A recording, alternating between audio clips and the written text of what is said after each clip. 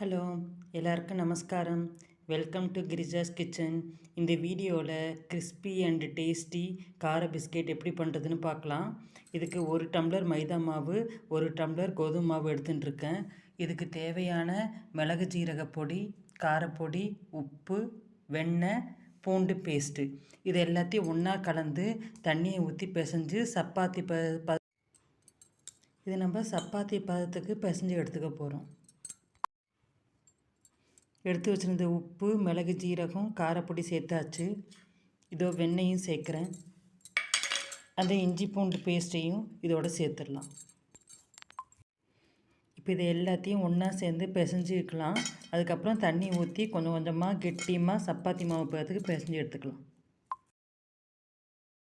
பாருங்க, உப்பு, காரம், வெண்ணெய், பூண்டு பேஸ்ட்டு எல்லாத்தையும் போட்டு தண்ணி ஊற்றி பிசைஞ்சிட்டு இந்த மாதிரி சப்பாத்தி பதத்துக்கு பிசைஞ்சாச்சு. இது ஒரு 10 நிமிஷம் ஊறட்டும். ஊறினதுக்கப்புறம் பார்க்கலாம்.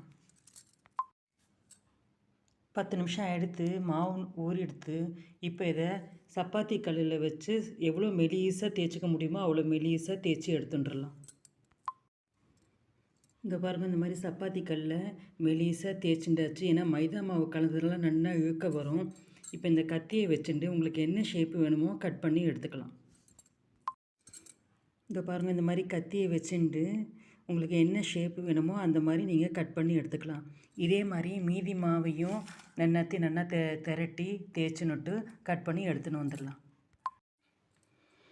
இந்த பாருங்கள், எல்லா மாவையும் மெலிசாக இட்டுண்டு பிஸ்கெட் மாதிரி இந்த மாதிரி கட் பண்ணி வச்சுருக்கோம். இப்போ கடாயில் எண்ணெய் வச்சுருக்கேன். எண்ணெய் காஞ்செடுத்து இதை நம்ம போட்டு பொரித்து எடுத்துடலாம்.